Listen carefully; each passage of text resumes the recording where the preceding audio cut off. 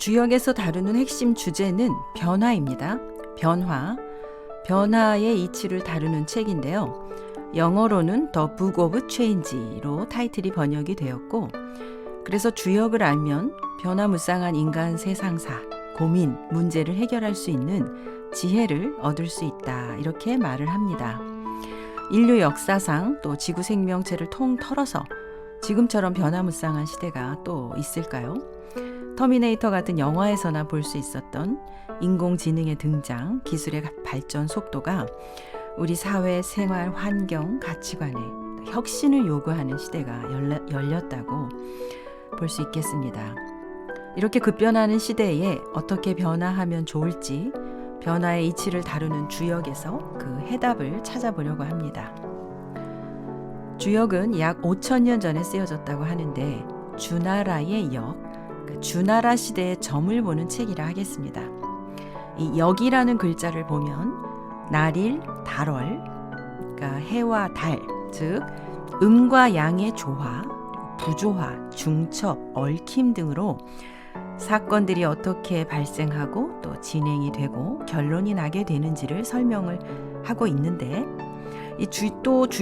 주역의 이 역은 도마뱀을 형상화한 자라고 또 볼 수도 있습니다. 위는 도마뱀의 머리와 눈을 상징하고요. 아래는 몸통과 다리를 상징합니다. 이 도마뱀, 카멜레온이라고 하죠. 카멜레온은 하루에 12차례씩 때의 변화에 맞춰서 몸의 빛깔을 달리한다고 합니다. 주역은 때에 따라서 바뀌고 변화를 할 줄 아는 이치, 도에 대해서 다루는 책이고, 그래서 지금 시대에 우리가 주역을 읽어야 하는 이유가 있다고 보여집니다. 변화에 적응하지 못해서 쇠락한 기업, 개인의 사례는 너무 많죠. 반대로 변화를 예측하고 적극 변화를 시도하고 성공한 기업이나 개인들도 많습니다. 아마존, 1995년에 책을 판매하는 인터넷 서점으로 시작을 했던 아마존이 온라인 쇼핑몰로 성장을 했죠. 변화하는 소비자의 니즈, 시장의 흐름을 적극적으로 파악해서 기존의 오프라인 쇼핑몰과는 차별화된 편의, 다양한 서비스를 제공해서 성공한 사례입니다.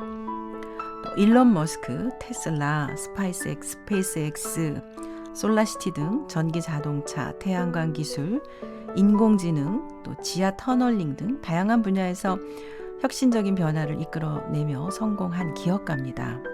일론 머스크는 매우 높은 비전과 목표를 가지고 있고 또 실패를 두려워하지 않고 실험하고 도전을 합니다. 그리고 자신의 일에 열정을 가지고 일에 전념하고 최선을 다하는 것으로도 유명합니다. 아마도 이런 태도와 접근 방식이 일론 머스크가 변화를 이끌어내고 성공을 거두고 있는 중요한 요인 중에 하나라고 보여집니다. 그리고 또 국내에 황진이와 함께 송도 3절로 꼽히는 화담 서경덕 들어보셨나요? 서경덕은 하늘의 이치를 알고 싶어서 하늘 천자를 벽에 붙여놓고 문을 잠그고 한없이 그 글자를 바라보았다고 합니다. 그리고 벌거숭이로 태어난 이 종달새의 새끼가 털이 나고 날개가 생기고 공중에 날아오는 것을 보면서 또 농사를 짓다가 땅속에서 씨앗이 솟아오르는 걸 보면서 우리 눈에 보이지 않는 무형의 어떤 것이 있구나, 기운, 에너지라고 하죠. 그래서 우주의 진리를 깨달았다고 하죠. 죽기 전까지 평생을 화담에 앉아서 책을 보았다. 또 며칠씩 밤에 잠을 자지 않고 책을 읽다가 나중에는 문지방을 넘지 못할 정도로 쇠약해졌고 나이 40에 벌써 이순 노인처럼 보였다고 합니다. 이 주역의 지례복이라는 지례복궤에서 자연의 이치와 변화, 통찰을 얻었던 서경덕이 동양에 있다면 만유인력의 법칙을 발견한 고전 물리학을 대표하는 과학자 아이작 뉴턴은 20살에 점성술 관련된 책을 한 권 구입해서 읽다가 도면 하나를 이해하지 못해서 더 이상 그 책을 진도를 내지 못하고 있는데, 그 이유가 삼각법을 몰랐기 때문에 더 책을 읽을 수가 없었죠. 그래서 그 삼각법에 관한 책을 또 구해서 읽기 시작합니다. 그런데 이번에는 그 책의 기하학적 논리를 이해하지 못해서 또 유클리드의 기하학 원론을 구해서 읽기 시작합니다. 그렇게 2년 뒤에 뉴턴은 미적분학을 발명하게 됩니다. 과학자로서는 이름을 날린 뉴턴이었지만 개인적으로는 감정 기복이 심하고 또 신경쇠약증에 걸렸을 정도로 사람 대하기도 꺼려했다고 합니다. 모든 일에는 음과 양이 존재합니다. 사람도 마찬가지죠. 서경덕이나 뉴턴이나 우리 눈에 보이는 성과 이면에 보이지 않는 음의 영역이 똑같은 양으로 존재하고 있었던 겁니다. 그래서 이 주역을 읽다 보면 직감력이 살아나는데 이 주역에서는 이 직감을 직방대라고 표현을 해요. 곧고 바르고 큰 타고난 힘, 직방대 불수 무분리. 직방대라는 것은 배우지 않아도 불습이죠. 배우지 않아도 저절로 아는 것이다. 분리하지 않다. 무분리. 사업이나 투자나 어떤 선택을 해야 하는 상황에서 직감은 아주 중요하게 적용이 됩니다.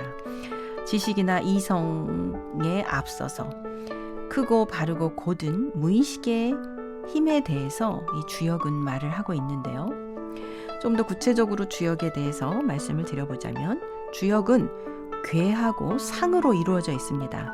글자가 없던 시대에 쓰여진 책이기 때문에 음과 양이라는 부호로 괴를 만들어서 그 괴상을 가지고 그러니까 이미지죠. 이미지를 통해서 문답을 주고받았던 건데요. 그러니까 술잔을 주고받는다. 이걸 수작이라고 하거든요. 수작 부린다. 수작 건다 하는 그 수작이에요. 수작. 주인이 객에게 술을 따르는 것을 수라고 하고 객이 주인에게 답하는 것을 작이라 하는데 점치는 사람이 시초에 기륭을 묻는 것이 수이고 그 시초로부터 그 기륭에 대해서 아는 것이 작입니다. 이렇듯 글자가 없던 시대에 음과 양이라는 부호로 된 이 괴를 가지고 상, 이미지를 통해서 문답을 주고받았던 거거든요. 글은 말을 다 할 수 없고 말은 뜻을 다 할 수 없다. 공자의 말입니다. 이 괴는 자연현상을 의미합니다. 복희 8개는 이 자연현상을 괴로 바꾸어 놓은 건데요. 그러니까 하늘, 땅, 바람, 물, 불, 산, 우뢰 이런 자연현상이 언제 만나고 어떻게 반응하고 또 어떻게 변화되는가에 대한 미래 예측이라고 볼 수 있겠습니다. 그래서 주역은 이 괴하고 상을 함께 배워야 비로소 이해를 할 수가 있게 됐는데 이걸 배우는 거는 그다지 어렵지 않습니다. 좋은 인문학 책을 한 권 읽는다 정도. 이 주역이 어렵다고 하는 분들은 사주, 명리, 점서로 접근하고 있기 때문에 도대체가 배워도 모르겠고 너무 어려워서 중간에 포기했다. 이런 분들 종종 보거든요. 사주, 명리로 풀었던 개인의 운세나 운명은 지금 시대에는 인공지능이 더 정확하게 제시할 수 있는 그런 시대입니다. 지금은 인공지능 기술을 적극 활용하면서 유연한 사고, 열린 마음으로 변화를 즐기는 자세가 더욱더 필요하다고 하겠습니다. 그리고 변화는 우리 인생에서는 불가피한 것이죠. 피해갈 수 없죠. 그러나 많은 사람들이 변화를 하기 원하면서도 이 변화를 받아들이는 것 자체는 쉽지 않은 것 같습니다. 5,000년 전 주나라 시대에 쓰여진 이 주역, 5,000년의 시공을 초월한 만남, 그 만남을 통해서 인사이트를 얻어가 보시면 좋겠습니다.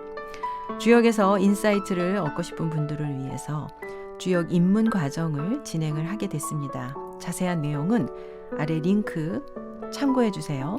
그리고 계속해서 주역 이야기로 이어가 볼 건데요. 다음 영상도 많은 기대 바랍니다. 고맙습니다.